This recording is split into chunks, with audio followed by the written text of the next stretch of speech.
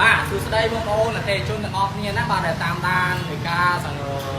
ប្រាប់ប៉ះសង្គមរបស់បងប្អូនឥឡូវយើង live ផ្ទាល់តែម្ដងណាបាទថតជាវីដេអូឲ្យបងប្អូនមើលតែម្ដងណាបាទនេះគឺជាអតិថិជនដែលទិញម៉ូតូហាងប្រាក់សម្បត្តិបងណាបាទគាត់ទិញពីល្ងាចមិញឥឡូវមកដូរព្រីម៉ាស៊ីនដូរគ្រឿងតុបតែងបាទព្រីសាំងព្រីវូព្រីម៉ាស៊ីនព្រីវិញ្ញាមកកាផ្លែឲ្យជូនបងប្រុសបងស្រីតែម្ដងជាបងប្រុសបាទជា idol តែម្ដងណាបាទគាត់អត់លុយសោះក៏គាត់បានម៉ូតូជិះដែរបងប្អូនបាទគាត់បានម៉ូតូសង់ជិះបាទយ៉ាងស្អាតតែម្ដងណាបាទឥឡូវជួយអតិថិជនណាបងប្អូនបាទឱកាសបងជុំឲ្យបងប្អូនបាទបង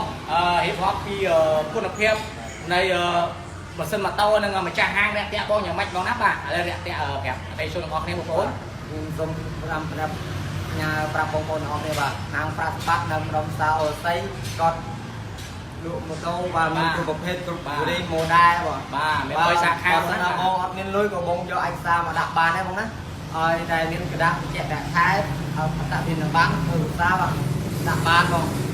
បាទហើយពិសេសមែនតើហើយហ្វ្រីខ្លះបងបាទគាត់ហ្វ្រី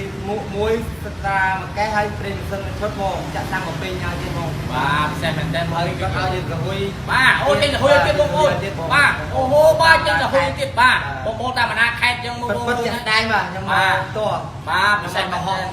បាទទេបាទអូបាទនេះគឺជាអតិថិជនផ្ទាល់ដែរបងបាទអរគុណច្រើនបាទអរគុណ